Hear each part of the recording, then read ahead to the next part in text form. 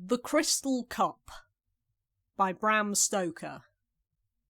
Chapter 1. The blue waters touch the walls of the palace. I can hear their soft lapping wash against the marble whenever I listen. Far out at sea I can see the waves glancing in the sunlight, ever smiling, ever glancing, ever sunny. Happy waves, happy in your gladness, thrice happy that ye are free. I rise from my work and spring up the wall till I reach the embrasure. I grasp the corner of the stonework and draw myself up till I crouch in the wide window. See out away as far as my vision extends. There I gaze till my eyes grow dim, and in the dimness of my eyes, my spirit finds its sight.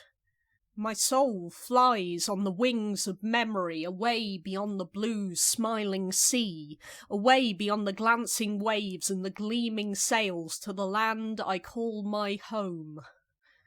As the minutes roll by, my actual eyesight seems to be restored, and I look round me in my old birth house. The rude simplicity of the dwelling comes back to me as something new.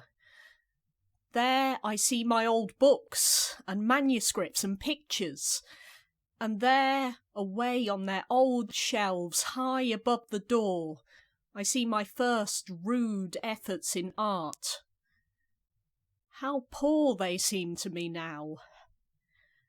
And yet, were I free, I would not give the smallest of them for all I now possess. Possess? How I dream. The dream calls me back to waking life. I spring down from my window seat and work away frantically. For every line I draw on paper, every new form that springs on the plaster brings me nearer freedom. I will make a vase whose beauty will put to shame the glorious works of Greece in her golden prime. Surely a love like mine and a hope like mine must in time make some form of beauty spring to life. When he beholds it, he will exclaim with rapture and will order my instant freedom. I can forget my hate and the deep debt of revenge which I owe him when I think of liberty, even from his hands. Then on the wings of the morning shall I fly beyond the sea, to my home, her home, and clasp her to my arms, never more to be separated. But, oh, spirit of the day, if she should be... No, I cannot think of it, or I shall go mad. Oh, time, maker and destroyer of men's fortunes, why hasten so fast for others whilst thou laggest so slowly for me? Even now my home may have become desolate, and she, my bride of an hour, may sleep calmly in the cold earth. Oh, this suspense will drive me mad. Work. Freedom is before me. Aurora is the reward of my labour. So I rush to my work, but to my brain and hand, heated alike, no fire or no strength descends. Half mad with despair, I beat myself against the walls of my prison, and then climb into the embrasure, and once more gaze upon the ocean, but finds there no hope. And so I stay till night. Casting its pall of blackness over nature puts the possibility of effort away from me for yet another day. So my days go on, and grow to weeks and months. So will they grow to years should life long remain an unwelcome guest within me, For what is man without hope? And is not hope nigh dead within this weary breast? Last night, in my dreams, there came like an inspiration from the day spirit, a design for my vase. All day my yearning for freedom, for Aurora or news of her, had increased tenfold, and my heart and brain were on fire. Madly I beat myself like a caged bird against my prison bars. Madly I leaped to my window seat and gazed with bursting eyeballs out on the free, open sea. And there I sat, till my passion had worn itself out, and then I slept, and dreamed of thee, Aurora, of thee and freedom. In my ears I heard again the old song we used to sing together, when as children we wandered on the beach, when as lovers we saw the sun sink in the ocean, and I would see its glory doubled as it shone in thine eyes and was mellowed against thy cheek, and when, as my bride, you clung to me as my arms went round you on that desert tongue of land whence rushed that band of sea robbers that tore me away. How my heart curses those men, not men but fiends. But one solitary gleam of joy remains from that dread encounter, that my struggles stayed those hellhounds, and that, ere I was stricken down, this right hand sent one of them to his home. My spirit rises as I think of that blow that saved thee from a life worse than death. With the thought I feel my cheeks burning and my forehead swelling with mighty veins. My eyes burn, and I rush wildly round my prison house. Oh, for one of my enemies, that I might dash out his brain against these marble walls and trample his heart out as he lay before me. These walls would spare him not. They are pitiless, alas. I know too well. Oh, cruel mockery of kindness, to make a palace a prison, and to taunt a captive's aching heart with forms of beauty and sculptured marble. Wondrous indeed are these sculptured walls. Men call them passing fair, but, oh, Aurora, with thy beauty ever before my eyes, what form men call lovely can be fair to me? Like him who gazes sunwards and then sees no light on earth, from the glory that dyes his iris, so thy beauty, or its memory, has turned the fairest things of earth to blackness and deformity. In my dream last night, when in my ears came softly, like music stealing across the waters from afar, the old song we used to sing together, then to my brain, like a ray of light, came an idea whose grandeur for a moment struck me dumb. Before my eyes grew a vase of such beauty that I knew my hope was born to life, and that the Great Spirit had placed my foot on the ladder that leads from this my palace dungeon to freedom and to thee. Today I have got a block of crystal, for only such a pellucid substance can I body forth my dream, and have commenced my work. I found at first that my hand had lost its cunning, and I was beginning to despair when, like the memory of a dream, there came back in my ears the strains of the old song. I sang it softly to myself, and as I did so I grew calmer. But oh, how differently the song sounded to me when thy voice, Aurora, rose not in unison with my own. But what avails pining? To work. To work. Every touch of my chisel will bring me nearer to thee. My vase is daily growing nearer to completion. I sing as I work, and my constant song is the one I love so well. I can hear the echo of my voice in the vase, and, as I end, the wailing song note is prolonged in sweet, sad music in the crystal cup. I listen, ear down, and sometimes I weep as I listen, so sadly comes the echo to my song. Imperfect though it may be, my voice makes sweet music, and its echo in the cup guides my hand towards perfection as I work. Would that thy voice rose and fell with mine, Aurora, and then the world would behold a vase of such beauty as never before woke up the slumbering fires of man's love for what is fair. For if I do such work in sadness, imperfect as I am in my solitude and sorrow, what would I do in joy, perfect when with thee? I know that my work is good as an artist, and I feel that it is as a man, and the cup itself as it daily grows in beauty gives back a clearer echo.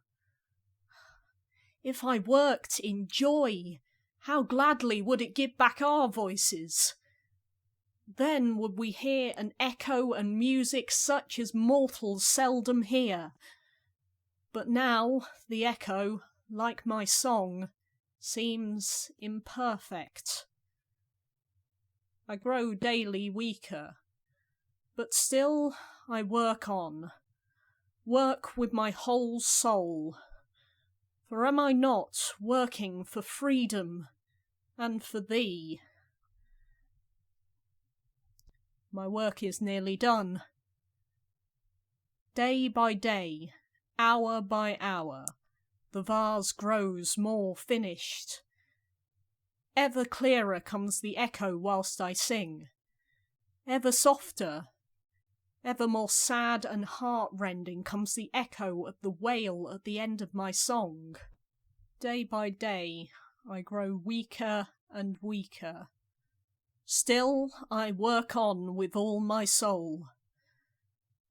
At night, the thought comes to me whilst I think of thee, that I will never see thee more, that I breathe out my life into the crystal cup, and that it will last there when I am gone.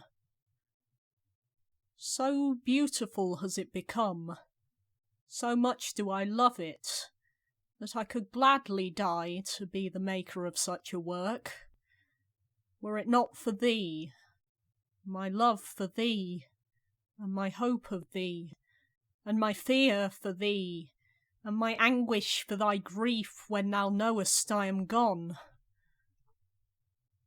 My work requires but a few more touches. My life is slowly ebbing away, and I feel that with my last touch, my life will pass out forever into the cup. Till that touch is given, I must not die. I will not die. My hate has passed away. So great are my wrongs that revenge of mine would be too small compensation for my woe. I leave revenge to a juster and mightier than I.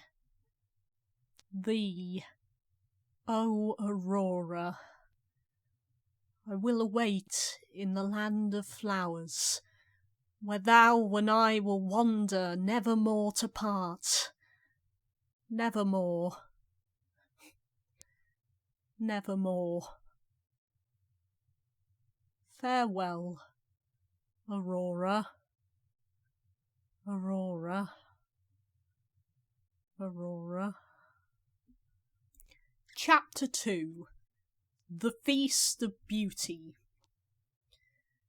The Feast of Beauty approaches rapidly, yet hardly so fast as my royal master wishes.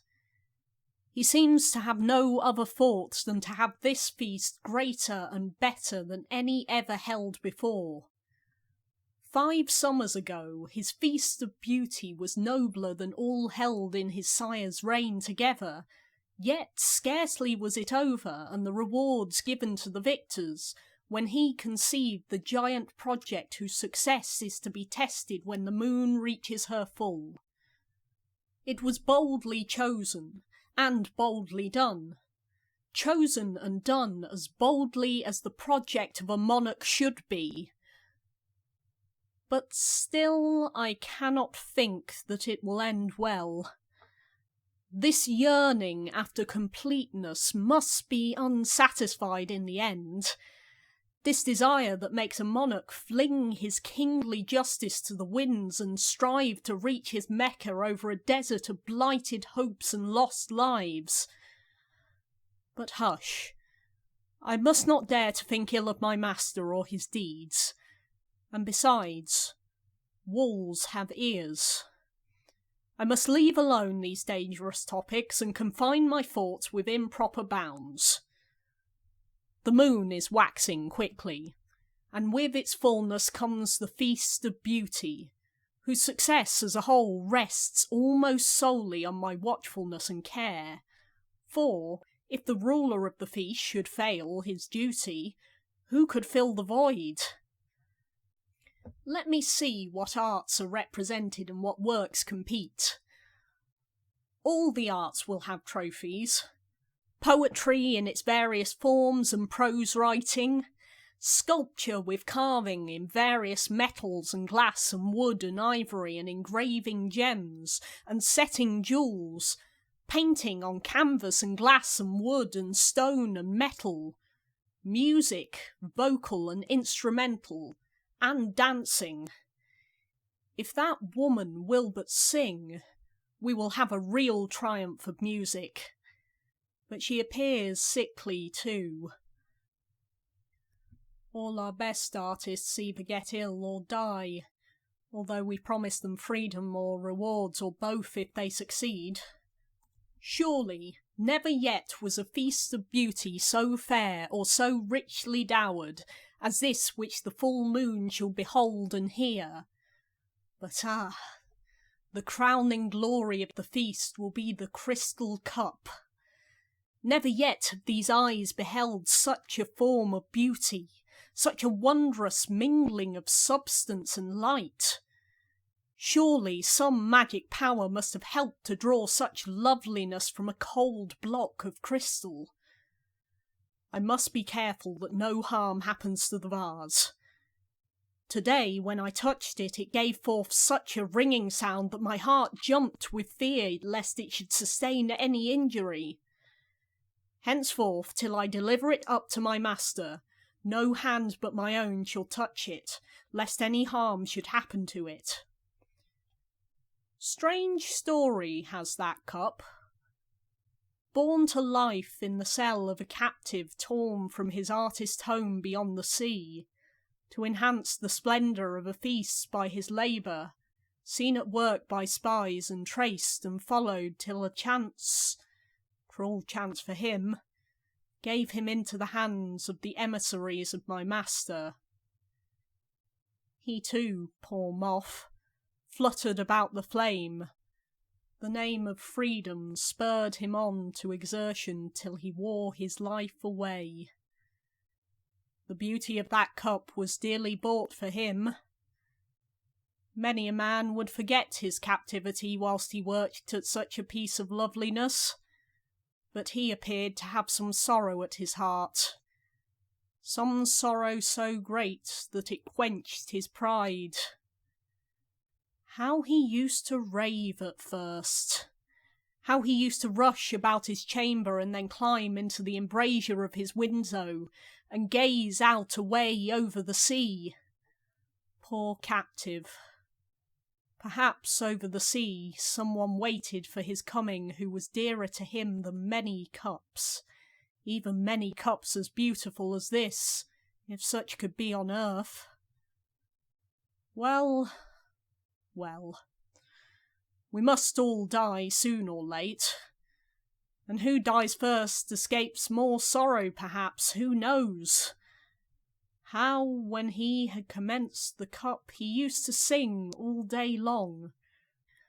From the moment the sun shot its first fiery arrow into the retreating hosts of night clouds, till the shades of evening advancing drove the lingering sunbeams into the wests, and always the same song, how he used to sing all alone. Yet sometimes I could almost imagine I heard not one voice from his chamber, but two. No more will it echo again from the wall of the dungeon, or from a hillside in free air. No more will his eyes behold the beauty of his crystal cup. It was well he lived to finish it. Often and often I have trembled to think of his death, as I saw him day by day grow weaker as he worked at the unfinished vase. Must his eyes never more behold the beauty that was born of his soul? Oh, never more. O death, grim king of terrors, how mighty is thy sceptre! All-powerful is the wave of thy hand that summons us in turn to thy kingdom away beyond the poles. Would that thou, poor captive, had lived to behold thy triumph, for victory will be thine at the feast of beauty, such as man never before achieved. Then thou might have heard the shout that hails the victor in the contest, and the plaudits that greet him as he passes out, a free man through the palace gates. But now thy cup will come to light amid the smiles of beauty and rank and power, whilst thou liest there in thy lonely chamber, cold as the marble of its walls. And, after all, the feast will be imperfect, since the victors cannot all be crowned. I must ask my master's direction as to how a blank place of a competitor, should he prove a victor, is to be filled up. So late. I must see him ere the noontide hour of rest shall be past. Great Spirit, how I trembled as my master answered my question. I found him in his chamber, as usual in the noontide. He was lying on his couch, disrobed, half sleeping, and the drowsy zephyr, scented with rich odours from the garden, wafted through the windows at either side by the fans, lulled him to complete repose. The darkened chamber was cool and silent. From the vestibule came the murmuring of many fountains, and the pleasant splash of falling waters. "Oh, happy," said I in my heart, "oh, happy great king that has such pleasures to enjoy." The breeze from the fans swept over the strings of the Aeolian harps, and a sweet, confused, happy melody arose like the murmuring of children's voices, singing afar off in the valleys and floating on the wind. As I entered the chamber softly, with muffled footfall and pent-in breath, I felt a kind of awe stealing over me. To me, who was born and have dwelt all my life within the precincts of the court, to me, who talk daily with my royal master and take his minutest directions as to the coming feast, to me, who had all my life looked up to my king as to a spirit and had venerated him more than mortal, came a feeling of almost horror. For my master looked then, in his quiet chamber, half sleeping amid the drowsy music of the harps and fountains, more like a common man than a god. As the thought came to me, I shuddered in affright, for it seemed to me that I had been guilty of sacrilege. So much had my veneration for my royal master become a part of my nature, that but to think of him as another man seemed like the anarchy of my own soul. I came beside the couch and watched him in silence. He seemed to be half listening to the fitful music, and as the melody swelled and died away, his chest rose and fell as he breathed in unison with the sound. After a moment or two, he appeared to become conscious of the presence of someone in the room, although by no motion of his face could I see that he had heard any sound, and his eyes were shut. He opened his eyes, and seeing me, asked, "Was all right about the Feast of Beauty?" For that is the subject ever nearest to his thoughts. I answered that all was well, but that I had come to ask his royal pleasure as to how a vacant place among the competitors was to be filled up. He asked, "How vacant?" And on my telling him from death, he asked again quickly, "Was the work finished?" When I told him that it was, he lay back again on his couch with a sigh of relief, for he had half arisen in his anxiety as he asked the question. Then he said, after a minute, "All the competitors must be present at the feast." "All?" said I. "All," he answered again, "alive or dead, for the old custom must be preserved, and the victors crowned." He stayed still for a minute more, and then said slowly, "Victors or martyrs." And I could see that the kingly spirit was coming back to him. Again he went on, "This will be my last feast of beauty, and all the captives shall be set free. Too much sorrow has sprung already from my ambition. Too much injustice has soiled the name of king." He said no more, but lay still and closed his eyes. I could see by the working of his hands and the heaving of his chest that some violent emotion troubled him, and the thought arose, "He is a man, but he is yet a king, and though a king as he is, still happiness is not for him. Great Spirit of justice, thou metest out his pleasures and woes to man, king and slave alike. Thou lovest best to whom thou givest peace."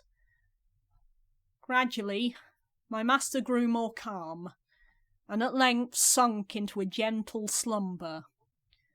But even in his sleep, he breathed in unison with the swelling murmur of the harps.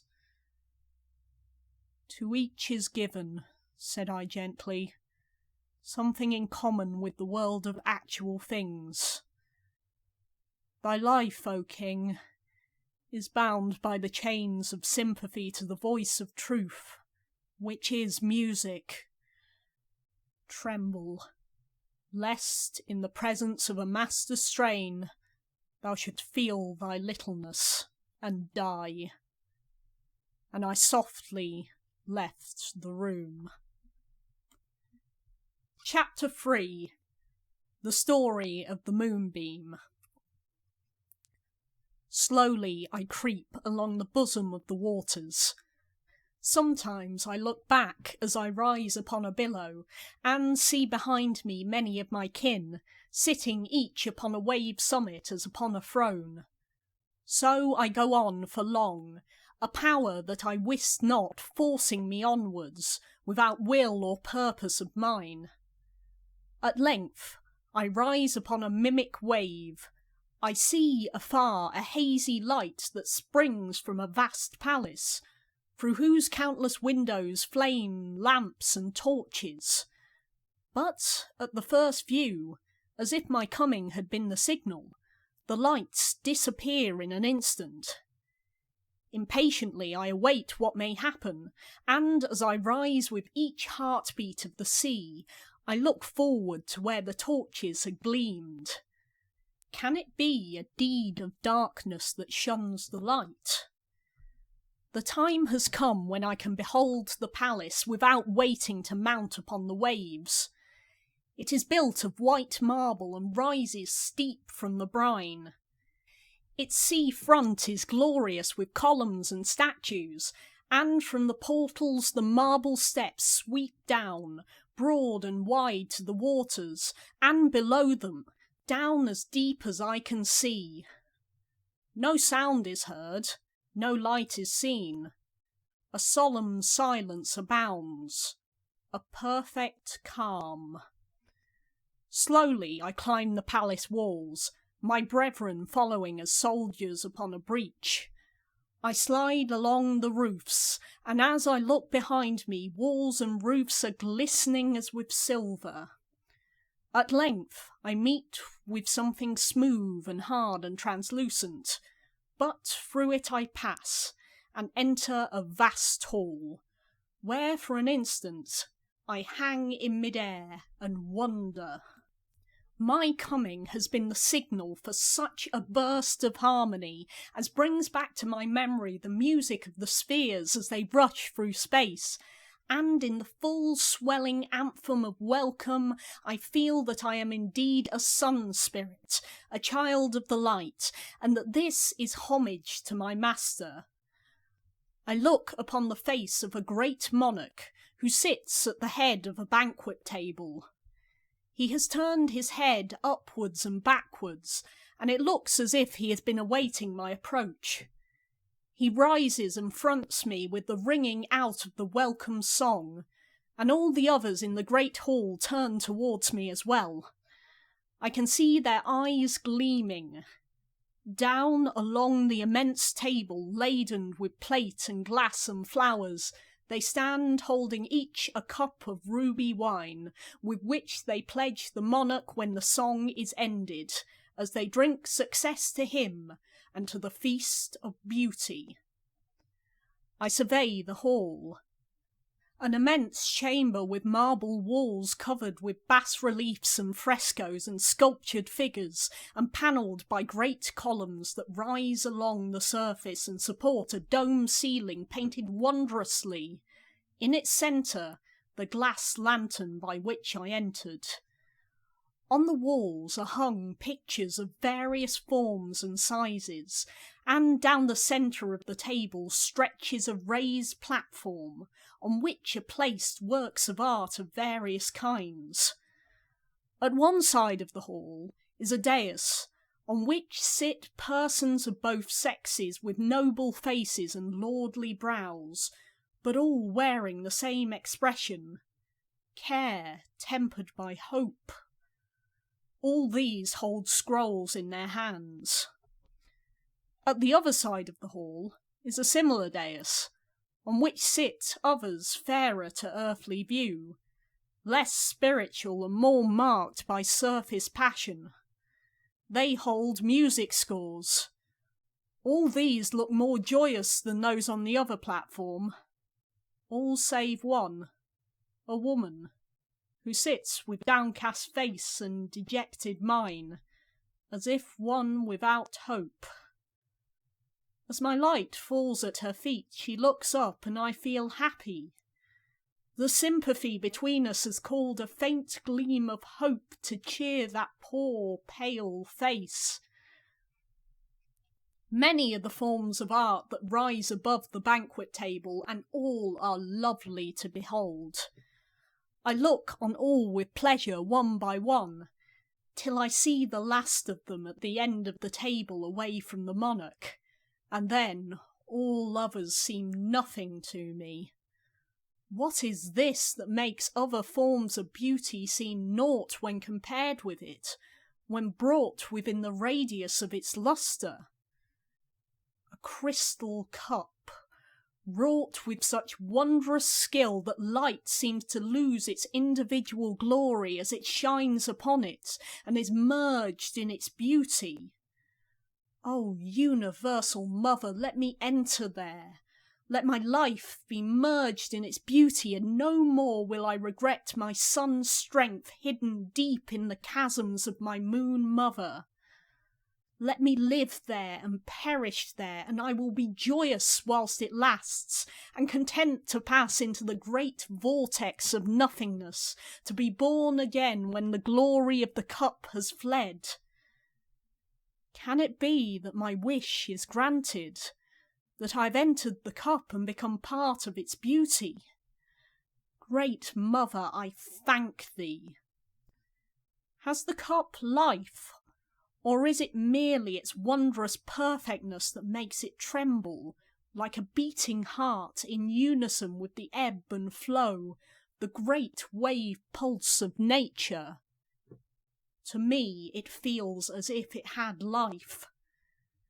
I look through the crystal walls and see, at the end of the table, isolated from all others, the figure of a man seated. Are those cords that bind his limbs?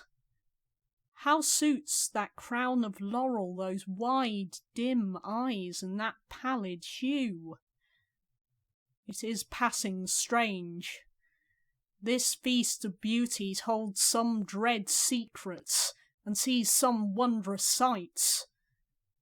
I hear a voice of strange, rich sweetness, yet wavering, the voice of one almost a king by nature.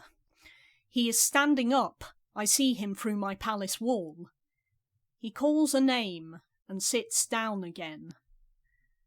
Again, I hear a voice from the platform of scrolls, the throne of brows, and again I look, and behold a man who stands trembling yet flushed, as though the morning light shone bright upon his soul. He reads in cadence measure a song of praise of my moon mother, the feast of beauty, and the king. As he speaks, he trembles no more, but seems inspired, and his voice rises to a tone of power and grandeur, and rings back from the walls and dome. I hear his words distinctly, though saddened in tone, in the echo from my crystal home. He concludes and sits down, half fainting, amid a whirlwind of applause, every note, every beat of which is echoed as the words have been. Again, the monarch rises and calls Aurora, that she may sing for freedom. The name echoes in the cup with a sweet, sad sound. So sad, so despairing seems the echo, that the hall seems to darken and the scene grow dim. Can a sun spirit mourn, or a crystal vessel weep? She, the dejected one, rises from her seat on the throne of sound, and all eyes turn upon her, save those of the pale one laurel-crowned. Thrice she essays to begin, and thrice naught comes from her lips but a dry, husky sigh, till an old man who has been moving round the hall settling all things cries out, in fear lest she should fail, "Freedom!" The word is re-echoed from the cup. She hears the sound, turns towards it, and begins. Oh, the melody of that voice! And yet, it is not perfect alone, for, after the first note, comes an echo from the cup that swells in unison with the voice, and the two sounds together seem as if one strain came ringing sweet from the lips of the All-Father himself. So sweet is it that all throughout the hall sit spellbound, and scarcely dare to breathe. In the pause after the first verses of the song, I hear the voice of the old man speaking to a comrade, but his words are unheard by any other. Look at the king. His spirit seems lost in a trance of melody. I fear me some evil. The nearer the music approaches to perfection, the more rapt he becomes. I dread lest a perfect note shall prove his death call. His voice dies away as the singer commences the last verse. Sad and plaintive is the song, full of feeling and tender love, but love overshadowed by grief and despair. As it goes on, the voice of the singer grows sweeter and more thrilling, more real, and the cup, my crystal time home, vibrates more and more as it gives back the echo. The monarch looks like one entranced, and no movement is within the hall. The song dies away in a wild wail that seems to tear the heart of the singer in twain, and the cup vibrates still more as it gives back the echo. As the note, long swelling, reaches its highest, the cup, the crystal cup, my wondrous home, the gift of the All-Father, shivers into millions of atoms and passes away. Ere I am lost in the great vortex, I see the singer throw up her arms and fall, freed at last, and the king sitting, glory-faced, but pallid with the hue of death.